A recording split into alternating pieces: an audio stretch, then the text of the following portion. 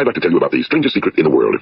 Some years ago, the late Nobel Prize-winning Dr. Albert Schweitzer was being interviewed in London, and a reporter asked him, "Doctor, what's wrong with men today?" And the great doctor was silent a moment, and then he said, "Men simply don't think." It's about this that I want to talk with you. We live today in a golden age. This is an era that man has looked forward to, dreamed of, and worked toward for thousands of years. But since it's here, we pretty well take it for granted. We in America are particularly fortunate to live in the richest land that ever existed on the face of the earth, a land of abundant opportunity for everyone. But do you know what happens? Well, let's take 100 men who start even at the age of 25. Do you have any idea what will happen to those men by the time they're 65? These 100 men who all start even at the age of 25 believe they're going to be successful. If you ask any one of these men if he wanted to be a success, he'd tell you he did. And you'd notice that he was eager toward life, that there was a certain sparkle to his eye, an erectness to his carriage, and life seemed like a pretty interesting adventure to him. But by the time they're 65, 1 will be rich. 4 will be financially independent. 5 will still be working. 54 will be broke. Now think a moment. Out of the 100, only 5 make the grade. Now why do so many fail? What has happened to the sparkle that was there when they were 25? What's become of the dreams, the hopes, the plans? And why is there such a large disparity between what these men intended to do and what they actually accomplished? When we say about 5% achieve success, we have to define success. And here's the best definition I've ever been able to find. Success is the progressive realization of a worthy ideal. If a man is working toward a predetermined goal and knows where he's going, that man is a success. If he's not doing that, he's a failure. Success is the progressive realization of a worthy ideal. Rollo May, the distinguished psychiatrist, wrote a wonderful book called Man's Search for Himself. And in this book he says, the opposite of courage in our society is not cowardice. It is conformity.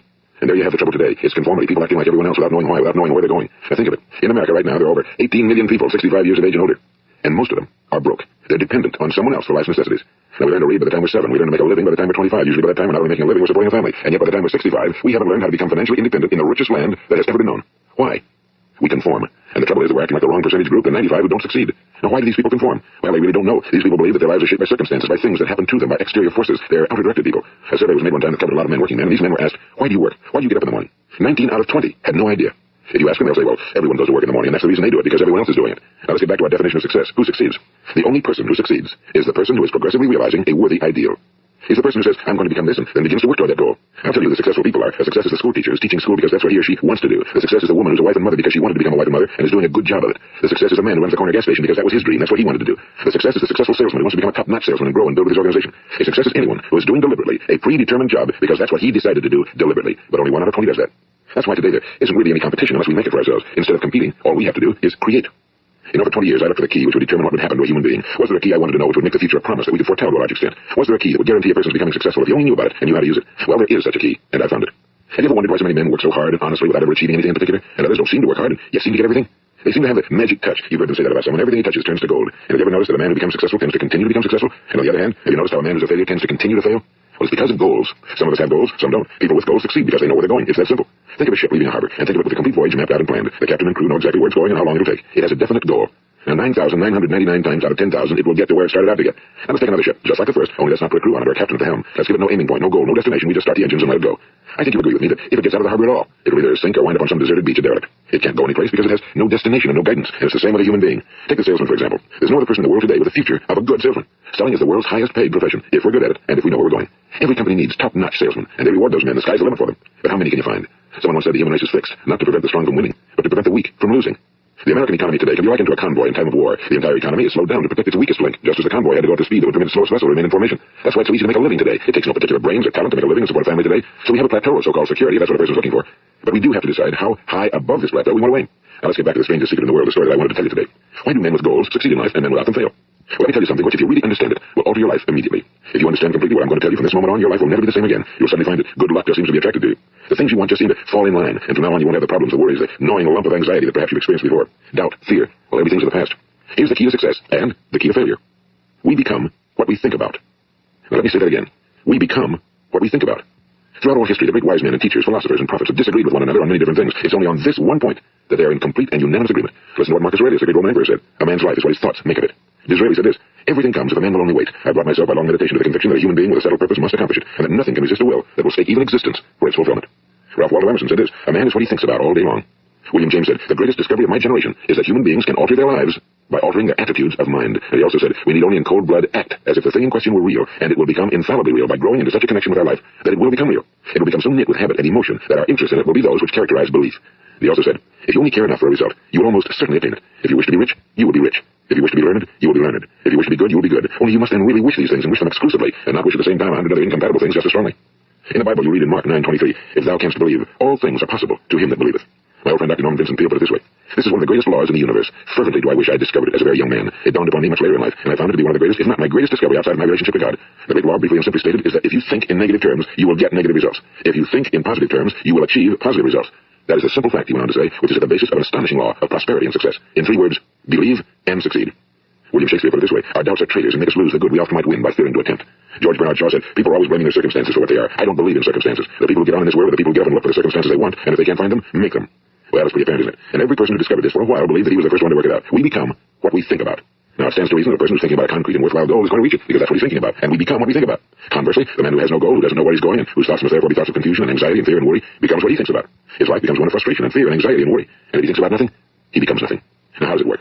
Why do we become what we think about? Well, I'll tell you how it works as far as we know. Now, to do this, I want to tell you about a situation that parallels the human mind. Suppose a farmer has some land, and it's good for the land. Now, the land gives the farmer a choice. He may plant in that land whatever he chooses. The land doesn't care. It's up to the farmer to make the decision. Now, remember, we're comparing the human mind with the land because the mind, like the land, doesn't care what you plant in it. It will return what you plant, but it doesn't care what you plant. Now, let's say that the farmer has 2 seeds in his hand. One is a seed of corn. The other is nightshade, a deadly poison. He digs 2 little holes in the earth and he plants both seeds, one corn, the other nightshade. He covers up the holes, waters, and takes care of the land, and what will happen? Invariably, the land will return what's planted. As it's written in the Bible, as you sow, so shall you reap. Now, remember, the land doesn't care. It'll return poison in just as wonderful abundance as it will corn. So up come the 2 plants. One corn, one poison.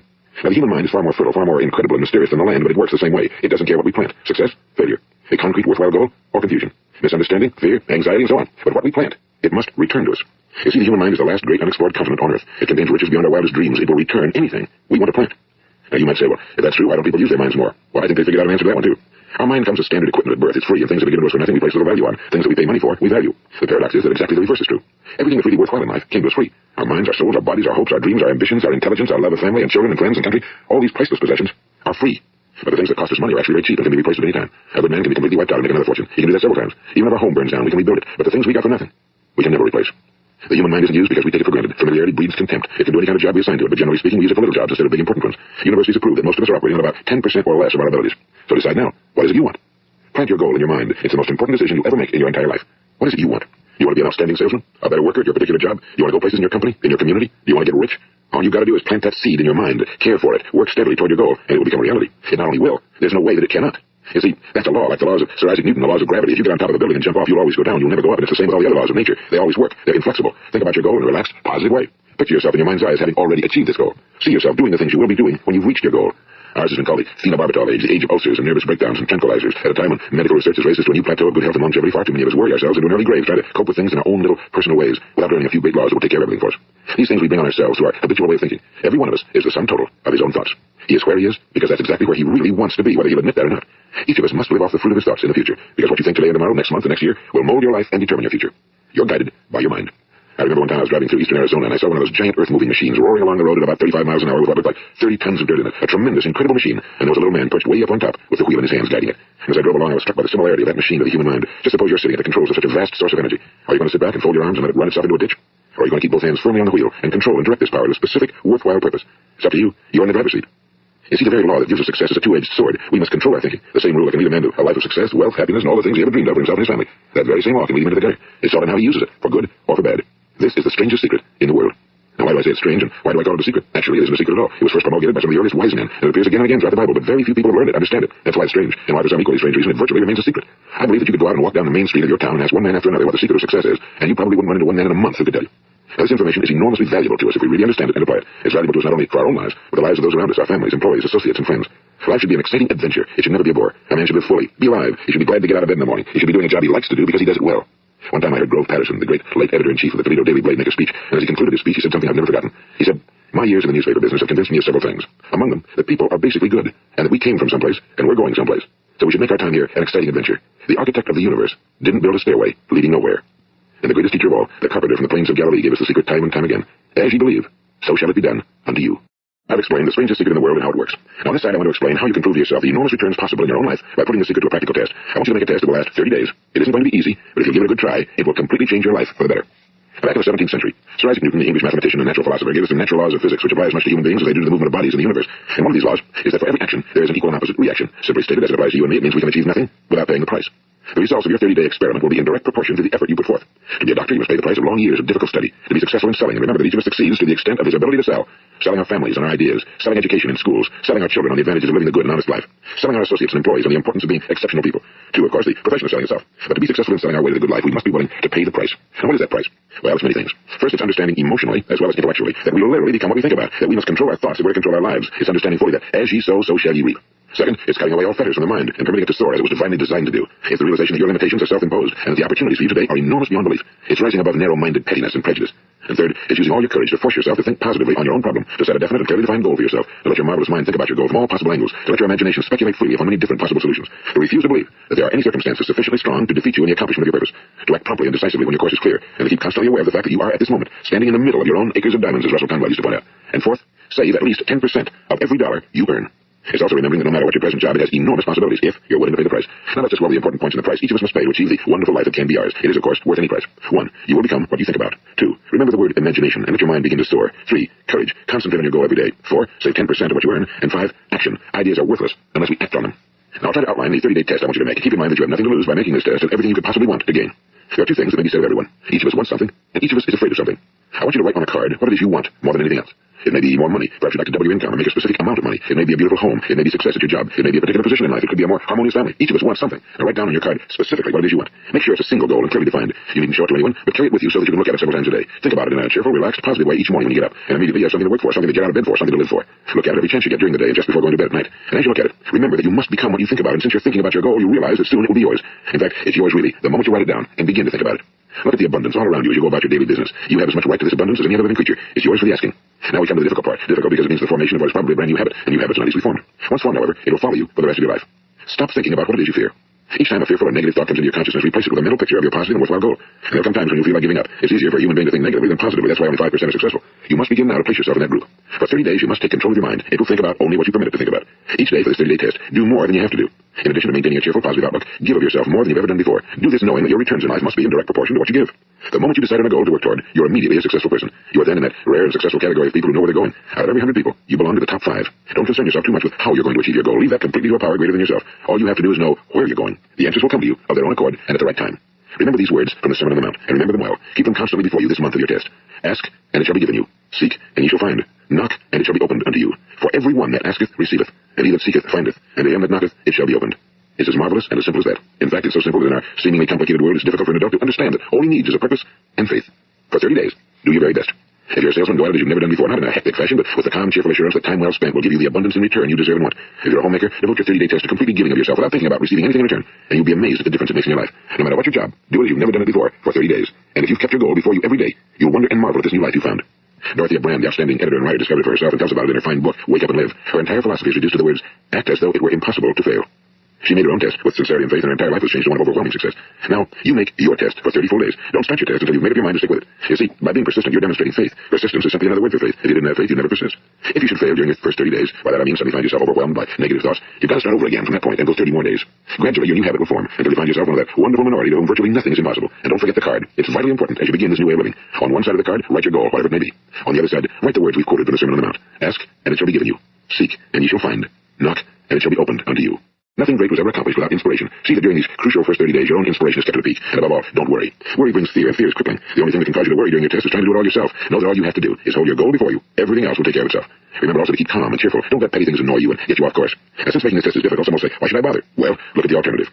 No one wants to be a failure. No one really wants to be a mediocre individual. No one wants a life constantly filled with worry and fear and frustration. Therefore, remember that you must reap that which you sow. If you sow negative thoughts, your life will be filled with negative things. If you sow positive thoughts, your life will be cheerful, successful, and positive. And gradually, you'll have a tendency to forget what you've heard on this recording. Play it often. Keep reminding yourself of what you must do to form this new habit. Gather your whole family around at regular intervals and listen to what's been said here. You know, most men will tell you that they want to make money without understanding the law. The only people who make money work in a mint. The rest of us must earn money. This is what causes those who keep working for something for nothing or a free ride to fail in life. The only way to earn money is by providing people with services or products which are needed and useful. We exchange our time and our product or service for the other man's money. Therefore, the law is that our financial return will be in direct proportion to our service. Now, success is not the result of making money. Making money is the result of success, and success is in direct proportion to our service. Most people have this all backwards. They believe that you're successful if you earn a lot of money. The truth is that you can only earn money after you're successful. It's like the story of the man who sat in front of the stove and said to it, give me heat, and then I'll add the wood. How many men and women do you know, or do you suppose there are today, who take the same attitude toward life? There are millions. We've got to put the fuel in before we can expect heat. Likewise, we've got to be of service first before we can expect money. Don't concern yourself with the money. Be of service, build, work, dream, create. Do this and you'll find there's no limit to the prosperity and abundance will come to you. Prosperity, you know, is founded upon a law of mutual exchange. Any person who contributes to prosperity must prosper in turn himself. Sometimes the return will not come from those you serve, but it must come to you from someplace, because that's the law. For every action, there is an equal and opposite reaction. As you go daily through your 30-day test period, remember that your success will always be measured by the quality and quantity of service you render, and money is a yardstick for measuring the service. No man can get rich himself unless he enriches others. Now, there are no exceptions to a law. You can drive down any street in America and from your car estimate the services being rendered by the people living on that street. Have you ever thought of this yardstick before? It's interesting. Some, like ministers and priests and other devoted people, measure their returns in the realm of the spiritual, but again, their returns are equal to their service. Once this law is fully understood, any thinking person can tell his own fortune. If he wants more, he must be of more service to those from whom he receives his return. If he wants less, he has only to reduce his service. This is the price you must pay for what you want. If you believe you can enrich yourself by deluding others, you can end only by deluding yourself. It may take some time, but just as surely as you breathe, you will get back what you put out. Don't ever make a mistake of thinking you can avert this. It's impossible. The prisons and the streets where the lonely walk are filled with people who tried to make new laws just for themselves. We may avoid the laws of man for a while, but there are greater laws that cannot be broken.